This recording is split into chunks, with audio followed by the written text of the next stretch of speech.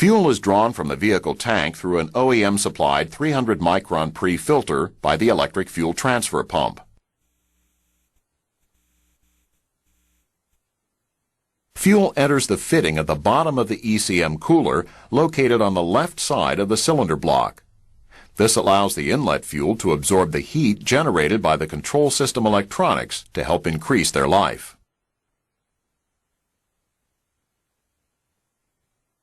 From the top fitting of the ECM cooler, fuel then flows through the electric fuel transfer pump.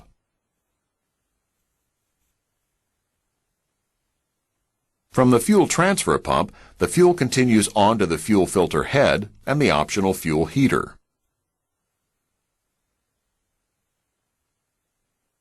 From the fuel filter head, fuel flows through the engine-mounted fuel filter, which has a 7-micron absolute rating. The filter also contains the water separator.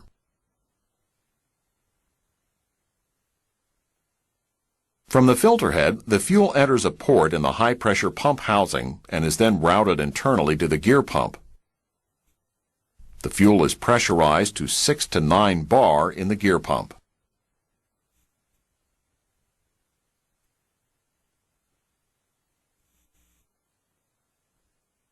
Fuel then flows through an internal drilling to the high-pressure fuel pump.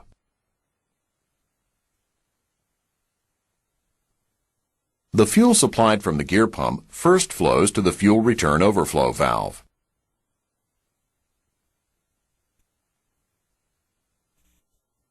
An orifaced flow path in the fuel return overflow valve provides a constant supply of fuel flow. This constant flow is used to lubricate the high-pressure pumping assembly components.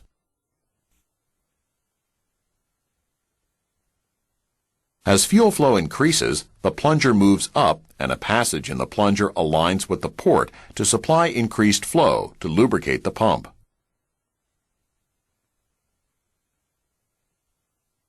As fuel flow continues to increase, the plunger moves further upward and uncovers the lower side exit port. This port dumps all the extra fuel that is not used or needed for lubrication back to the gear pump inlet.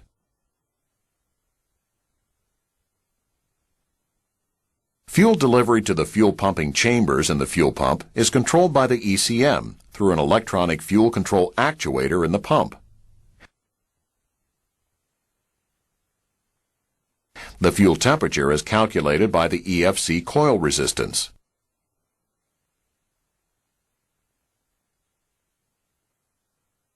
As the pump rotates, the eccentric lobed rotor causes the ring to move the plungers up and down in their bores.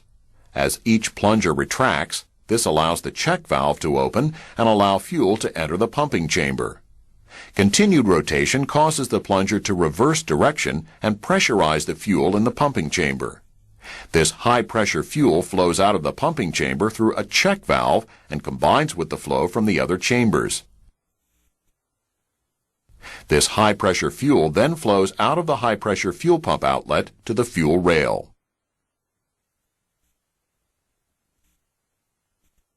This pumping assembly pressurizes the fuel to injection pressures of between 300 and 1600 bar, depending on current engine operating conditions.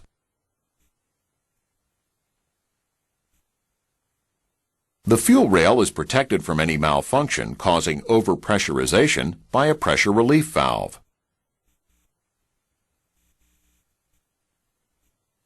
At 250 bar above the maximum system pressure, the fuel is dumped to the drain by the pressure relief valve. For example, at 1850 bar, a 1600 bar system begins to dump excess fuel to the drain.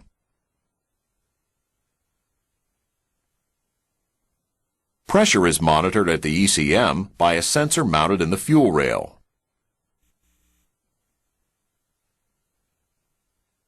Individual lines supply fuel from the fuel rail to the high-pressure connectors in the cylinder head.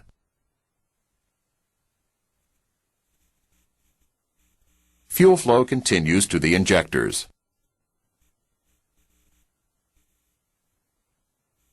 Fuel flows through the supply inlet passage to fill the injector nozzle and the control chamber above the injector plunger. Injection begins when the ECM energizes the coil and allows the valve ball to lift off of its seat. The reduced pressure above the control plunger allows the needle to lift off of its seat and high-pressure fuel to flow into the cylinder through the nozzle.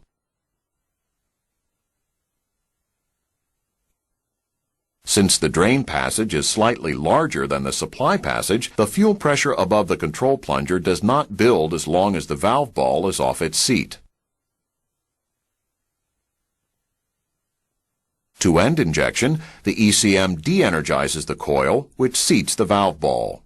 The pressure above the control plunger and the force of the spring causes the needle to seat in the nozzle and end injection.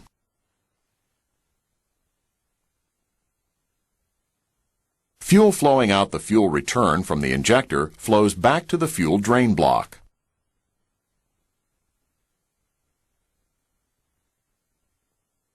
The drain line check valve is installed in the fitting in the cylinder head. This check valve maintains 1.3 to 2 bar backflow fuel pressure on the injectors.